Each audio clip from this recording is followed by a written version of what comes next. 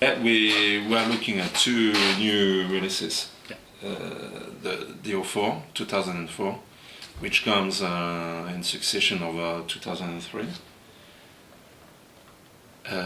Released only, I don't know about the UK situation, but it's weeks ago, got to be.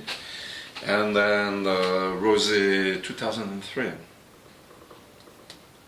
After an interesting 2002, and we'll taste 03, but I'm sure we'll say a word on the 02 just as well. Well, here are the two wines. Since there are only two wines at Dom Perignon. There is the white and rosé. There is no range. That's nice though, isn't it? Chez Dom Perignon, il y a le blanc et le rosé. You know, often people come up with such an extensive range of wines, you know, only meant to them to be spread thinner and tend to concentrate and gather all my forces and resources to the aim of two wines and trying to make them as good as they can be. It keeps me busy enough. Yeah. But I guess it's nice for marketing that you've got this is Dom P. This is the wine. Yeah. There's not a super Dom P. Yeah. There's not a It's an essential thing is that it's one and indivisible. You cannot come up with a super, the standard Dom Perignon and the super one. Obviously, we have been coming up with various levels of Dom Perignon in the tech. You know, some of them are as mature as old as 40 years. But it's basically on the same blend in the same vintage. And the Inotech ones are bottled late, so they're RD effectively, yeah. Yeah, disgorge. Yeah. Disgorge. Yeah. It's but at the same time, it's not phonetically late disgorge either. You know, I would say late enough.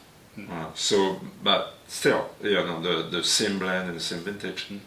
So, but marketing could be the spread of a broad range. Broad range. So me sounds very marketing. You know. Yeah. So you could take it from one angle or another. But to me, it's all about two blends, and it's all about being vintage. And you don't have any base wine to play with because it's all vintage wine. Yeah. So there is no reserve. Guess, yeah? There is no reserve. Yeah. And it's all vintage. And it's quite of a statement that it's vintage exclusively. And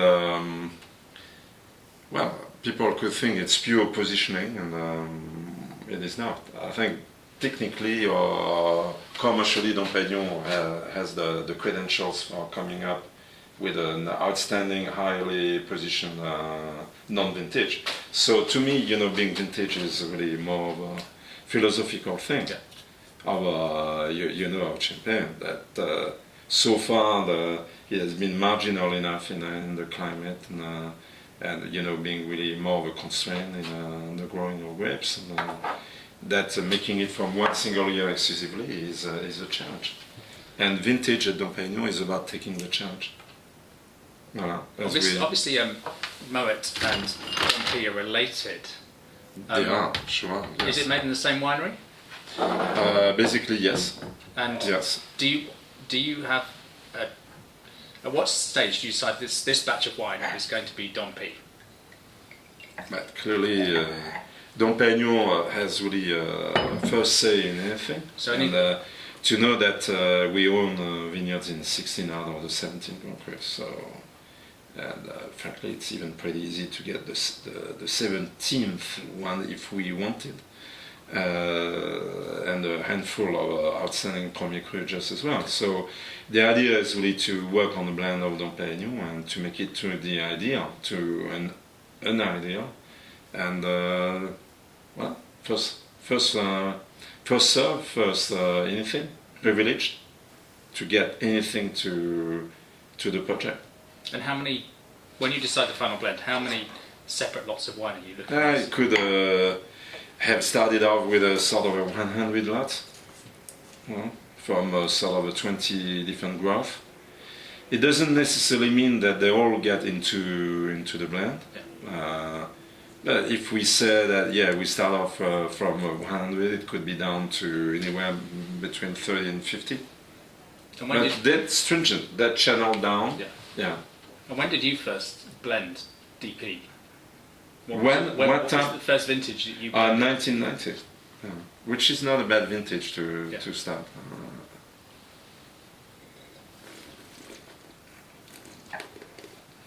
I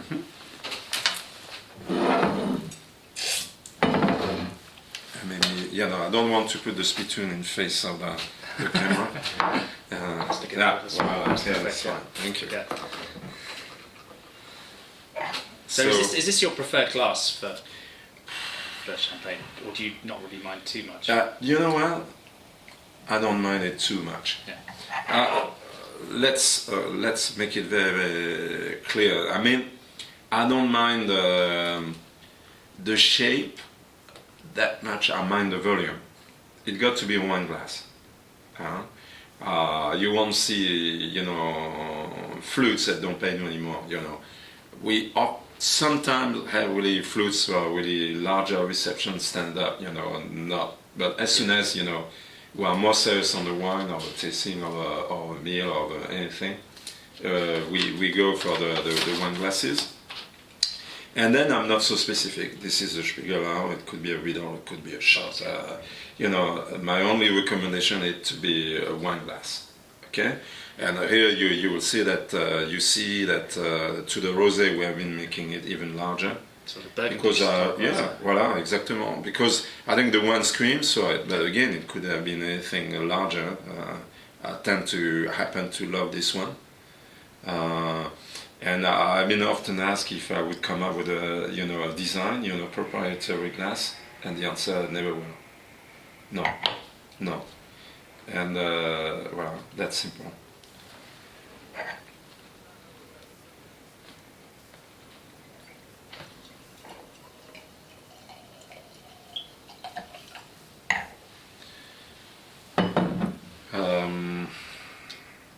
Well, it's 5:15 p.m. on Friday afternoon, so I might not spit this. Yeah. I still have a long day. A couple meetings and dinner as well. So, but do you have many dinners where you drink champagne all the way through the dinner? Yes, I would say yes. Because eventually I think that a meal is about the best situation to showcase a wine and of any sort. So, including champagne, including Dom Perignon. So, sometimes I wonder if we there in Champagne, or say we at Dom Perignon, are not stretching it too far and making it, our wines exclusively. I wonder. Maybe sometimes we could throw maybe not so much of a white wine, but maybe a red, just to throw tannins in the party. I wouldn't mind it because I think it would put really things in relief, in contrast. And even if I were that selfish, on Dom Perignon, and it could be helpful. You never know. So tell me about Sometimes this. you need a third party to make your point. Yeah. So tell me about this. Yeah. Yes. Yeah. So it's an interesting vintage coming right after 2003 because I was telling you that Dom Perignon is all vintage. And that it was really more on a philosophical standpoint than anything. It's a sense of going for it and hopefully being able to express, to showcase the intrinsic characters of the seasons. And the succession, the contrast from one vintage to the other cannot be any sharper than this.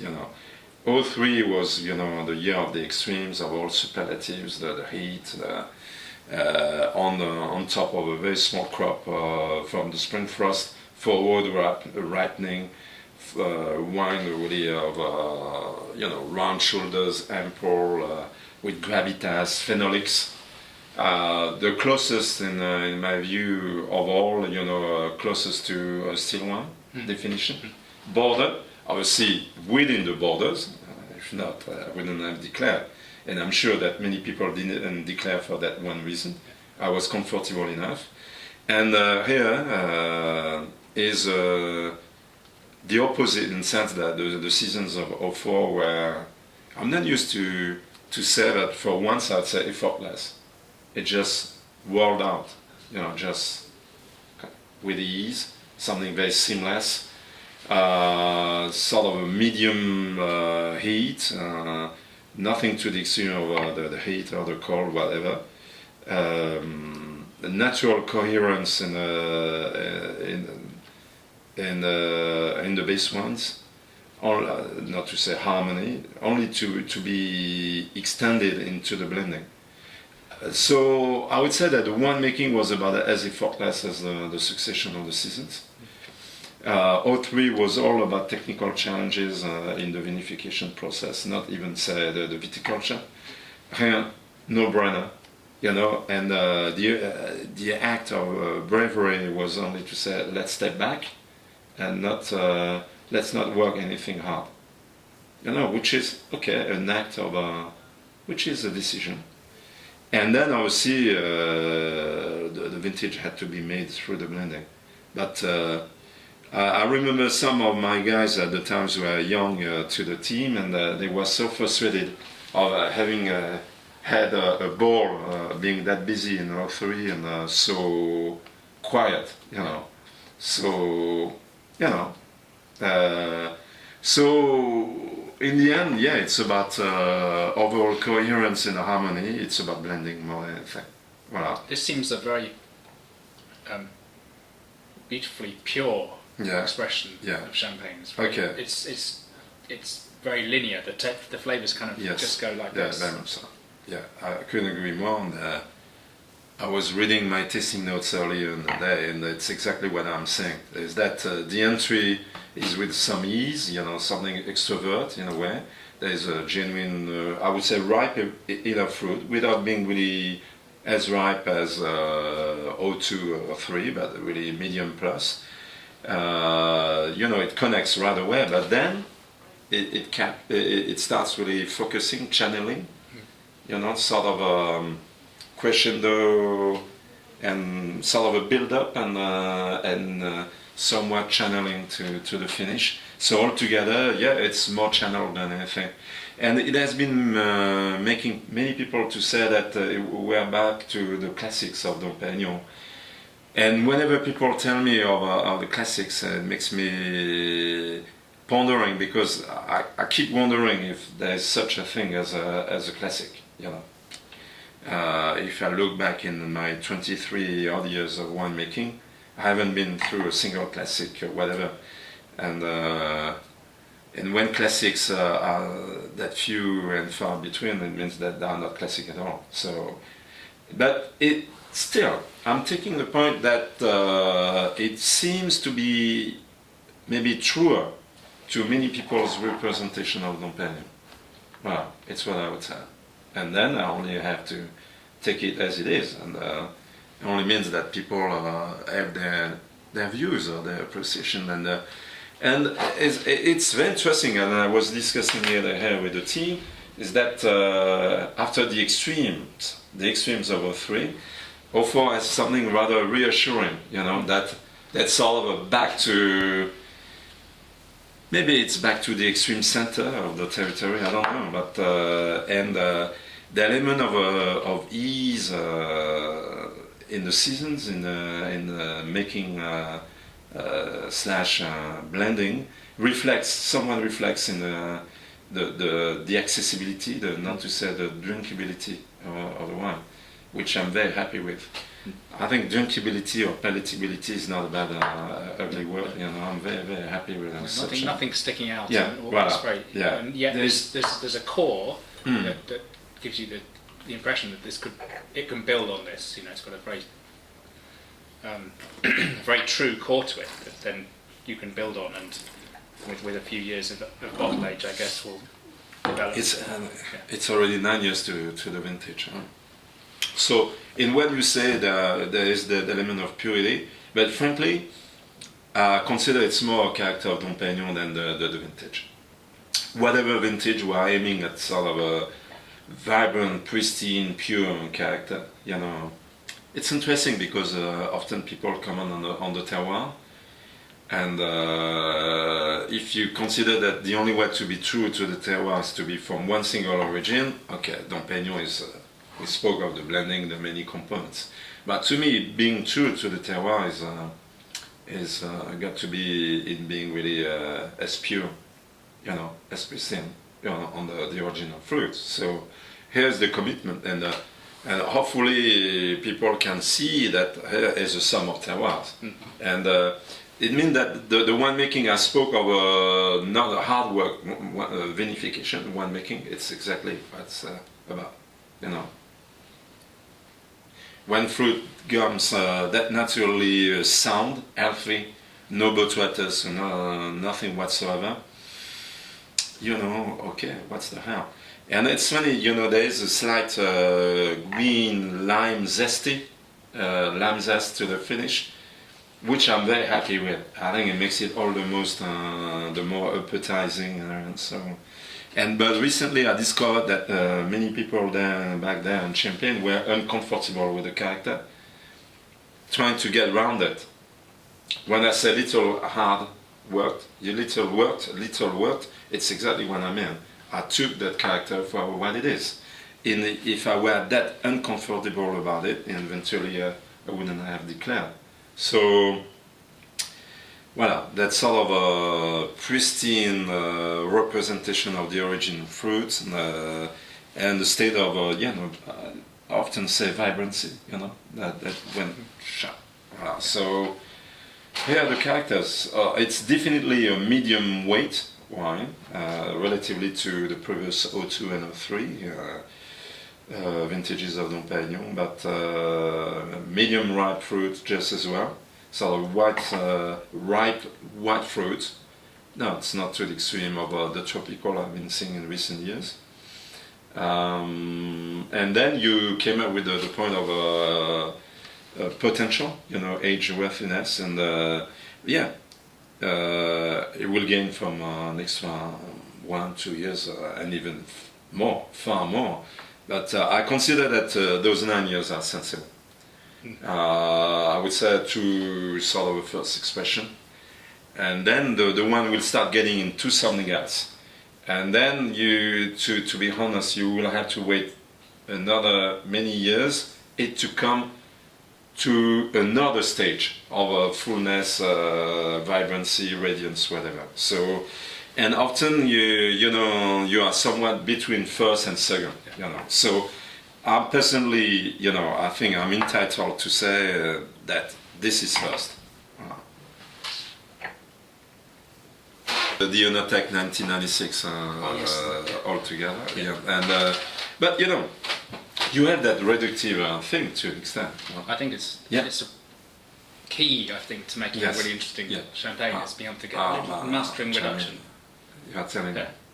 I'm thriving on this, Then obviously it's a very fine, it's a balancing act. It got to be managed really on a very fine line, and because here is a sort of a tripod of fruit got to come first. I told you of the medium ripe, then the mineral / reductive whatever, and then the vegetal. The vegetal is not really a constant, but it's a character from the vintage, and it's very important to. Overdone reductive, I would easily accept is very frustrating and not necessarily that great appeal. But I think that we know how to manage that. We are really on top of it. We understand well enough. So, and you will see in a minute on the rosé. I think that that somewhat held back reductive thing made the wine.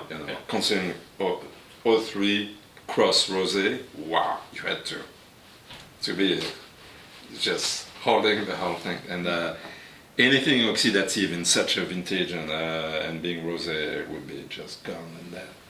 So, voilà. And reception to the wine is, I believe in the virtue of listening. Obviously, I think I'm holding our truth, but I'm listening. And I think Dom Perignon 2003 went very, very far. You know, which I was very happy with. If I had to make it again, I would. Must have been quite a. The 2003 must have been quite nervous about the reception because yes, the vintage seemed to overshadow. Yeah, but the you know, it's all right. You know, and I felt some of the pressure, but I only got to live up to it. And it's very important to raise to oneself to that level of confidence, self-confidence, to say, hey, you know, it's what we have been making, and we are proud of it, and here we are. The only thing is that I would be very uncomfortable in making 03 every time, you know, because it's a one-off. It's an exception, but maybe an exception confirming a rule of Dom Perignon, that sometimes you got to go that far one direction to put the whole thing in relief. And I'm glad we did. You know, some people wrote "No Guts, No Glory," and I was very, very happy with it because it's pretty funny to see Dom Perignon playing the game and taking the risk there. You could think, well, Dom Perignon is the high status established, and we don't have to bother, and we do bother, you know, yeah. And if we happen to, you know, run into anything extraordinary, you know, I would try. I don't say I would make it.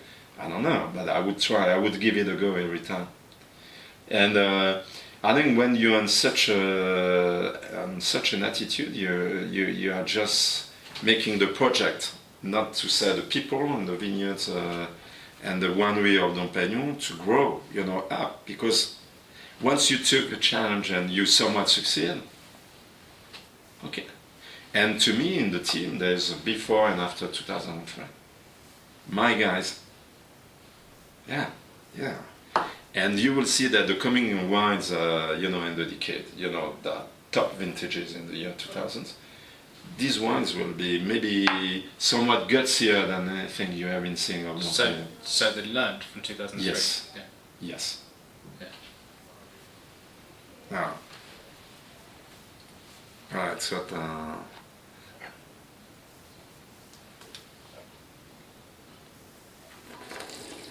pretty smart stuff. Very good. And the rosé. Rosé, yeah. Rosé. You won't see many rosés from the. There are very few 2003s, and even less of the rosés.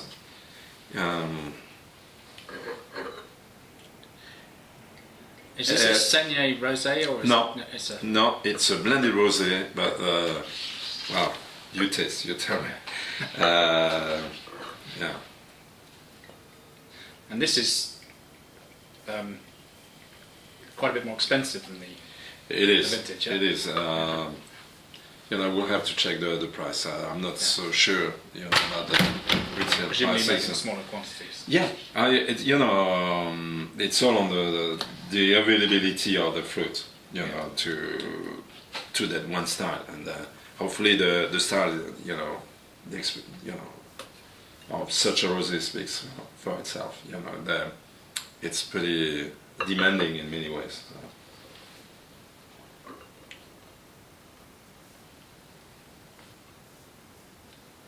And is this just Pinot Noir or is it a blend as well?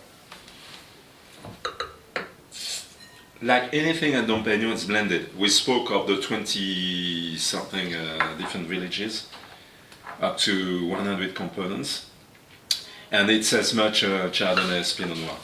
As a matter of fact, it's really a perfect balance of the one and black, as much one as the other, playing on the opposite and the complementary of the two grape varieties, and duality, tension, and hopefully, or eventually, harmony, completeness. You know, and that scheme of harmony and completeness applies in anything at Dom Perignon, as much previous or for as this as anything. I would say relatively to the vintage, obviously. It's almost sort of a yin and a yang, you know, and a chimney. There's a bit of Pinot Noir here, I think.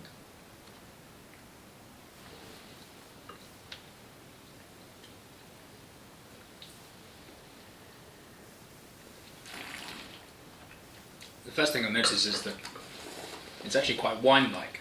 It's quite vinous. Yeah. And the second thing is the texture. It's got this very smooth but fresh texture. It's not flabby or... But I would say the wine-like thing, I already commented on 03 being really at the borders, so rosé as much as the white. And then the textural thing is more Dom Perignon than anything. But the achievement is really to have made it in such a vintage. Voilà. It's a salient character of Dom Perignon. But the point is that 03 was really somewhat contrary to it, so we had to work it.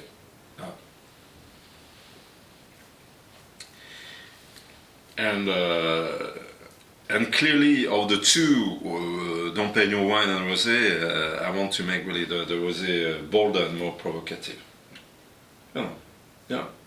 Within the envelope of coherence and harmony, but yet pushing the boundaries, and to make really a loud statement on Pinot Noir. If not, why bother? Then better making more of the white blend, it will do it. So it's about doing, giving Pinot Noir justice. I always felt that Pinot Noir is an object of all fascinations, as much to wine lovers as to vinons and winemakers. There is nothing more demanding, more fickle than Pinot Noir. You seem to be happy with it, and then it's so hard to seize. It can escape at any time in the vineyards, in the process of vinification, in the process of maturation, and even post disgorgement, whatever, till the moment you pour, you are not for good. So I think that it's the beauty of Pinot, and I think the reward is up to the challenge. It's what makes it so magnetic, and you got to give it its due. Voilà. So here's the game. The name of the game. It's about the wit, the life, the vibrancy. I sometimes say that one has to let Pinot Noir to sing and dance. Voilà. C'est tout. And all of this got to be within the envelope of Dom Perignon. So we somewhat mentioned the tactile thing, which is so Dom Perignon.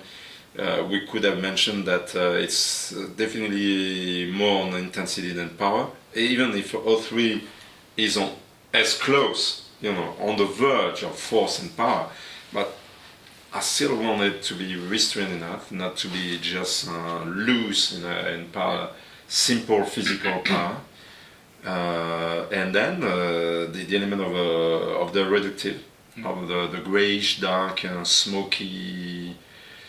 Well, here's the envelope of Dom Perignon. So it got to be so Pinot within the envelope of Dom Perignon, and it's somewhat of a contradiction because.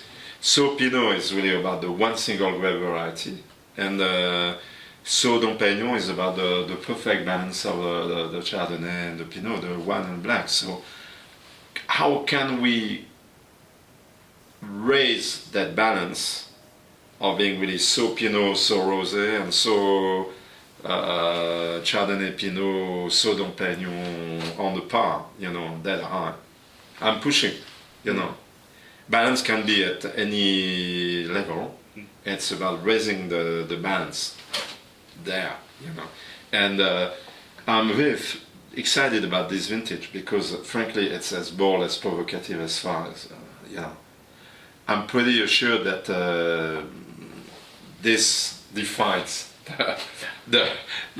it draws the line, we'll see, but I would say, I would bet. Do you have any vintages that draw the line the other way and go as far? Yeah, it's a very good question. Yeah. Mm-hmm. So your Dom Perignon's flavour space. Yes. No. I want to answer. It's a very good.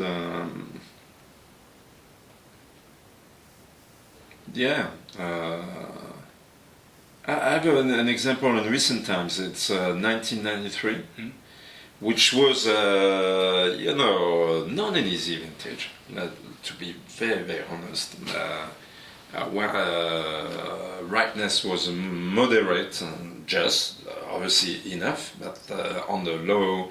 And for very, very, very long, the wine remained very tight and close to lean. And in the past 2 or 3 years, it has been coming round.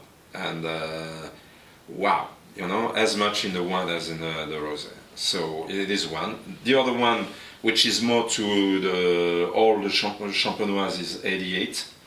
It was a cool year, super racy, cool, edgy, transient, tight, as tight as can be. And the wine being really that slow maturing, being that little oxidative, now is glorious in being really that profound, that intense, with that transient thing, which makes it really, wow, so sophisticated. But it took that long. And some of the wines back there in Champagne, got oxidized before anything, and to a state of dissociation between flavors and acids being really so, harsh. So 88 is one. 71 is another one. It was a small crop, slow ripening, October picking, and the same as 88. It took very long to come round, and now glorious. So, but that the low end of the spectrum, no doubt, when it comes to the span of ripeness in the fruit, yeah. So I guess the key part of your job is being able to effectively interpret the vintage, yeah, into an authentic expression of Dom Perignon. Yeah, well, yeah. So it's nothing to, It's really to make the vintage within the character of Dom Perignon, and Dom Perignon within the vintage. Yeah, and it's a balancing act, but it means that I'm bold enough in pushing the vintage character, And if you look in recent times, 02 Dom Perignon, which had been through such an outstanding reception from in this country in particular, we've been pushing it more than anybody. I've been postponing the picking by close to 1 week, Chardonnay, and we picked at over ripeness. It made the wine so lush and sweet middle fruit, with an element of viscosity. And it took people by, that Dom Perignon 02 is about as rich as anything. And 03 we made it rich because we made the vintage, whereas nobody or very few people did. It means that we are pushing. In 02 we had been postponing the picking of Chardonnay. In 03, on the contrary, I've been putting the picking forward by 1 week. We are playing the game. Just to be intimately, organically, related, linked, or related to the vintage. And how much of a role does the dosage play in terms of interpreting the vintage? Would you adjust that each year, or would you tend to have a standard? No. To be very honest, there used to be a standard long ago, but not anymore. And I consider that the dosage is very, very important, but at the same time, since we're working really the vintage so precisely in viticulture and winemaking and blending, I see that dosage maybe is not as critical as it used to be, and yet it got to be bespoke, whatever. In the past 1 year, there are not two identical levels of dosage and liqueurs. I have a collection of different components to the liqueur, either in vats, stainless steel, no wood, or on tirage, on the lees in the cellar. So altogether, I have no less than 20 different components. So to make the liqueurs. Part of the vintage job is cooking up well, not cooking, but putting together. Yeah, it's part of the liqueur. Yes. It's a final touch. But as soon as you overdo or you over, how do you say, yeah. Is it like seasoning? Can you put too much flavor? Yeah, voilà. It's like, it's just got to be sensible. And some people think they can make anything up at that final stage, and it doesn't work out this way, which is fine, which is fair. It would be. No, but it's reassuring that you can't. Yeah, it's very reassuring. At the same time, beyond the nature of the liquor, these ones are, the dosage in these ones is about as low as anything. This one is 6, and this one is on the 4. It means that more than ever we worked dosage to the contour of the wine. Very.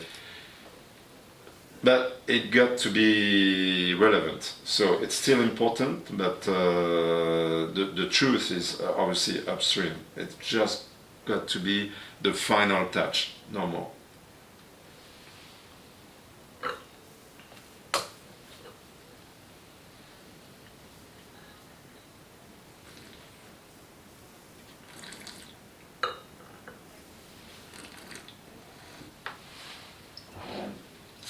I'm afraid we are very far from the fancy, frivolous, and lightweight rosé, which I'm very proud of. And I feel, how do you say, I have a responsibility, with a few colleagues, winemakers there, Champagne, to bring the credentials of rosé to the highest. And then, just at that one peak. So we are taking it very, very seriously. That's great. Well, it's what we do for a living. Super. Thank you very much. That's brilliant. Yeah, thank you. Superb. I'm very proud of this one. Yeah. So much, so much goes into this, wow. But maybe the major thing is confidence, because it would be so easy to say, well, okay. To play it easy, play safe. Yeah. And you know what? I think in pushing and taking the risk, I think it's the best service I can give to the brand. This brand is so much of a bit of a guerrilla thing. I think there's a lot of good. The brand could carry on quite happily, even for the quality, which became mediocre. The brand's so powerful. It would maybe have 10 years. Honestly, mediocre. I would be very embarrassed with mediocre. But what I'm certain of is that the brand really allows, not even say calls for this, bit of a asperity or stir. Not it to be too streamlined, so too, polished. I need a bit of a guts. Do you find a lot of journalists are almost like, because it's a tall poppy syndrome, so Dom P is so famous, everyone's always trying to find I've been around for a while. And you know what, at first I was, as being young at Dom Perignon, I was, so frustrated with that, and now I like it. It's part of the sting, I like it. And the truth is that there are less people saying, so compared relatively to 20 years ago, I think 90, 96, 2002, 2003, the inner text, and we have been doing our best to. But I like sometimes the sting, to, as long as it's not totally unfair. Sometimes things are so unfair, better not to take any notice. But sometimes the sting is good, it's part of the game, to remain on the toes, and so I enjoy it. I do. Voilà.